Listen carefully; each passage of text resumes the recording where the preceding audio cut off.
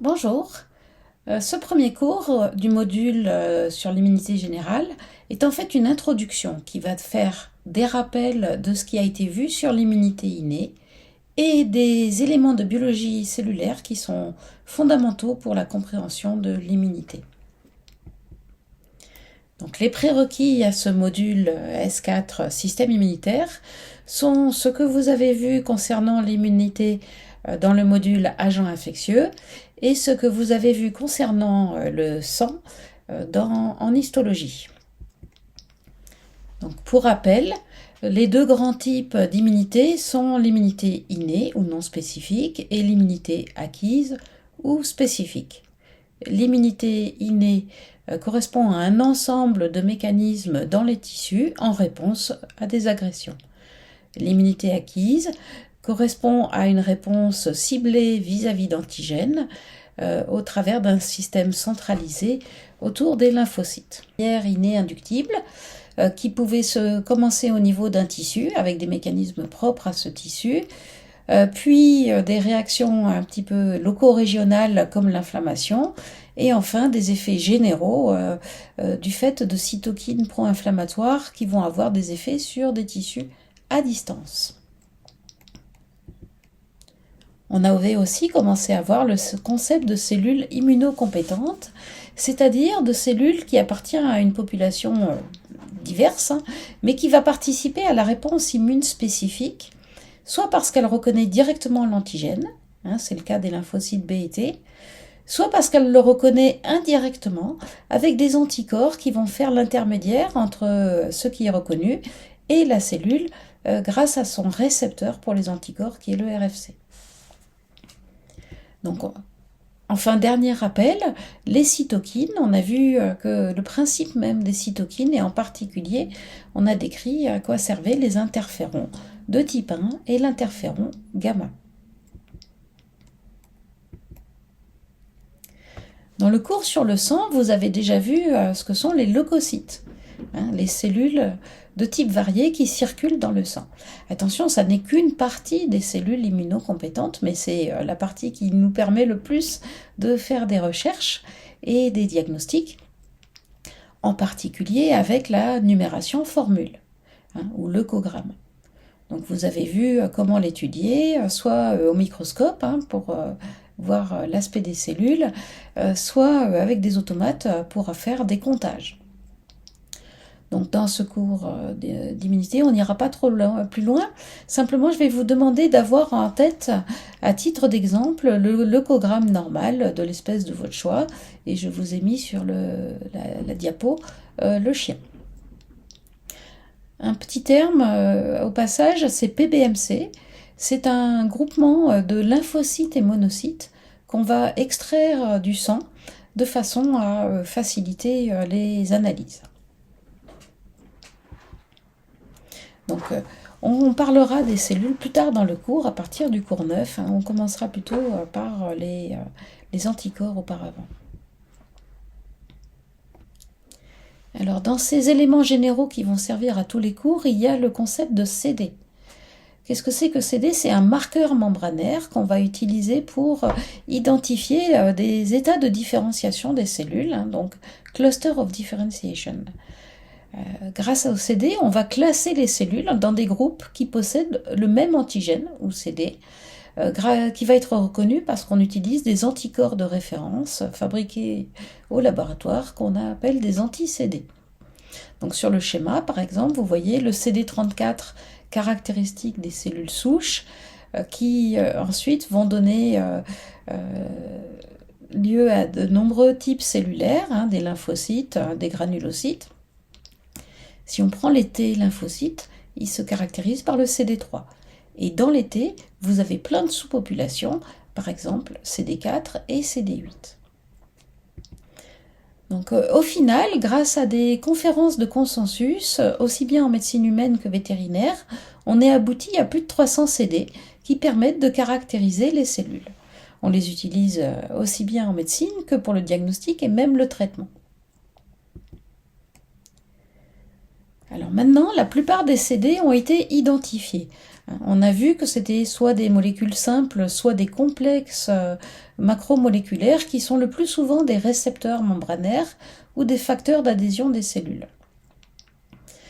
Donc, les CD permettent, au-delà de la caractérisation phénotypique des cellules, d'identifier non seulement ce qu'elles sont, mais aussi à quel état de fonctionnement elles sont, si elles sont plus ou moins activées, plus ou moins différenciées, et en se basant sur des CD stables, qu'on va trouver à tous les stades de la cellule, ou inductibles, qu'on trouvera seulement dans certains états.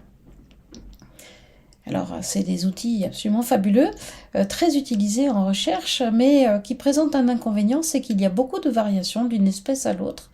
Donc, c'est pas toujours évident d'extrapoler ce qu'on a appris sur les cellules d'une souris ou d'un humain aux cellules immunes d'une vache ou d'un serpent.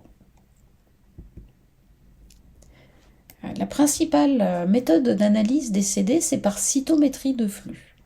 Donc une grosse machine avec beaucoup d'informatique derrière, qui est basée sur le principe d'une lecture de la lumière qui va être renvoyée par la cellule.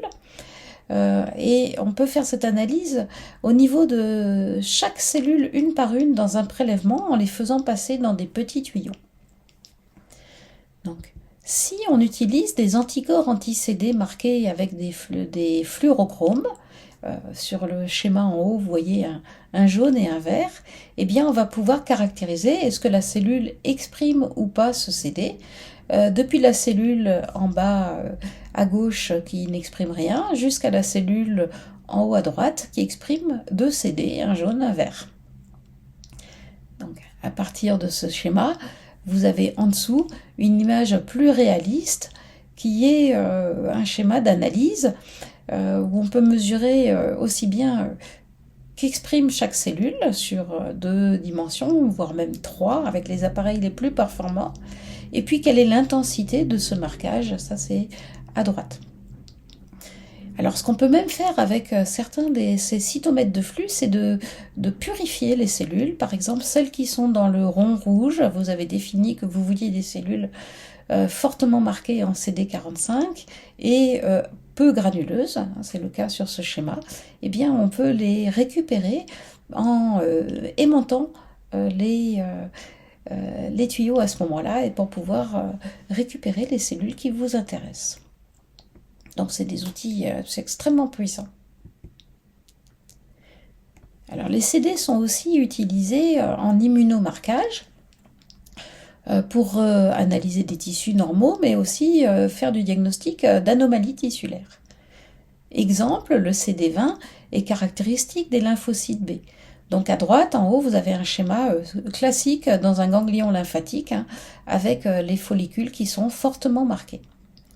Alors qu'en bas, à gauche, vous avez là un marquage pathologique d'une coupe de rein qui s'est fait infiltrer par des cellules tumorales. Et comme elles sont marquées CD20, eh bien on peut identifier qu'à l'origine, elles étaient de type lymphocytaire. Et en effet, dans ce cas, il s'agit d'un lymphome B. Alors, de façon récemment, on est même allé jusqu'à utiliser ces anticorps in vivo pour détruire les tumeurs en les administrant aux patients. Autre élément de secours, la communication intercellulaire. Donc les cellules immunocompétentes sont très bavardes, elles discutent entre elles discutent avec d'autres types cellulaires, par exemple les endothéliums, et elles discutent même avec des matrices extracellulaires inertes pour rester bloquées dans un tissu ou au contraire s'en détacher et circuler. Donc ça aura beaucoup d'effets sur leur activité et sur leur mobilité. On a plusieurs façons de communiquer. Vous avez les systèmes solubles, en particulier les cytokines qui sont produites par une cellule et qui agiront sur d'autres cellules qui sont pourvues du récepteur complémentaire. Et puis vous avez les interactions par contact entre cellules grâce à des paires de ligands complémentaires. Donc là, chaque cellule réagit au contact avec l'autre voisine. Donc c'est souvent des facteurs d'adhésion, mais pas que. Enfin, les cellules vont réagir avec des hormones et des médiateurs de l'inflammation, ce qui va permettre les interactions entre différents tissus. Le système immunitaire n'est pas isolé, il réagit en fonction des états métaboliques et inflammatoires. Alors, les sous-populations fonctionnelles vont être caractérisées à la fois par les CD, comme on l'a vu, mais aussi par l'état d'activation de réponse à tous ces éléments de communication et puis leur état de production de cytokines. Donc on a comme un langage, avec des récepteurs pour les écouter et puis des cytokines qui sont produites. On en connaît plus de 150 qu'on va grouper en familles. Donc elles sont produites tout au long de la réponse immune, depuis les premières qu'on a vues dans la réponse innée qui ont souvent un rôle dans l'inflammation, et puis d'autres qui sont produites au cours de la réponse spécifique, qui sont particulièrement produites par les lymphocytes T lorsqu'eux, ils reconnaissent l'antigène. Donc elles vont avoir des effets variés, mais beaucoup de régulation. Régulation dans leur niveau de production, régulation dans la sensibilité des cellules en fonction de l'expression des récepteurs, à tel point qu'on va parler de profil de cytokines, c'est-à-dire des patterns de sécrétion qui sont typiques de cellules à un moment donné de leur fonctionnement, et elles vont produire plusieurs cytokines en groupe à ce moment-là.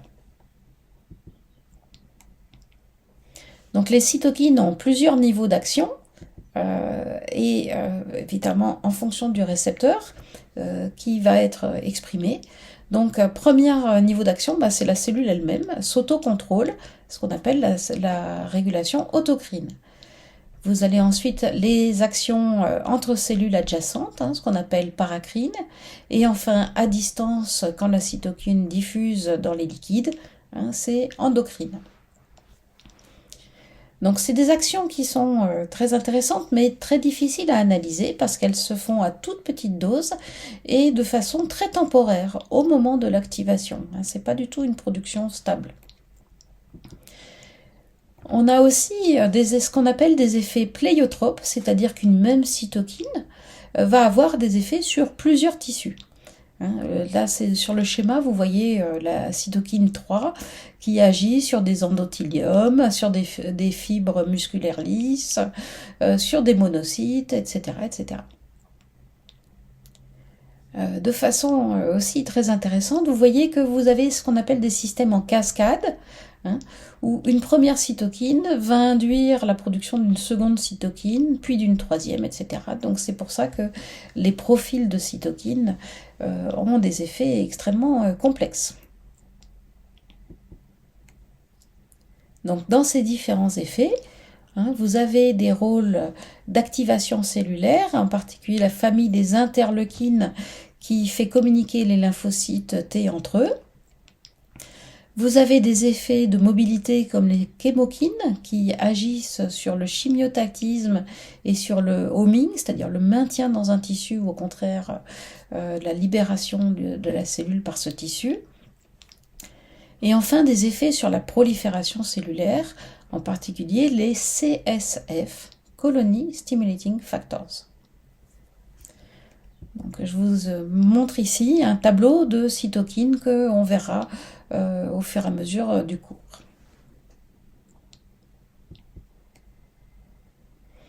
Voici une autre illustration qu'on détaillera en cours sur l'effet pléiotrope en haut avec plusieurs cytokines une cytokine qui agit différemment sur plusieurs types cellulaires, et puis en bas l'effet autocrine, où l'interleukine 2 par exemple va agir sur les lymphocytes lui-même, aussi bien que sur les cellules qui sont autour de lui.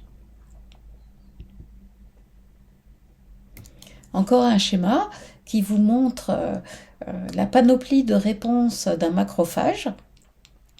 Par exemple, il a été activé par une endotoxine bactérienne et il va produire l'interleukine 1, l'interleukine 8, etc. Donc, selon les doses, vous aurez des effets locaux et puis des effets généraux. Et ces différents effets vont avoir des effets inflammatoires, des effets chimiotactiques et des effets activateurs de populations bien précises et de différenciation.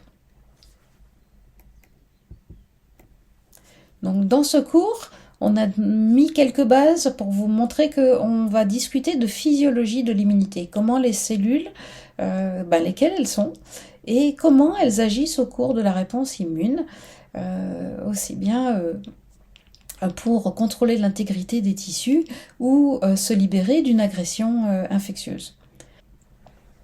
Voilà, fin de ce cours.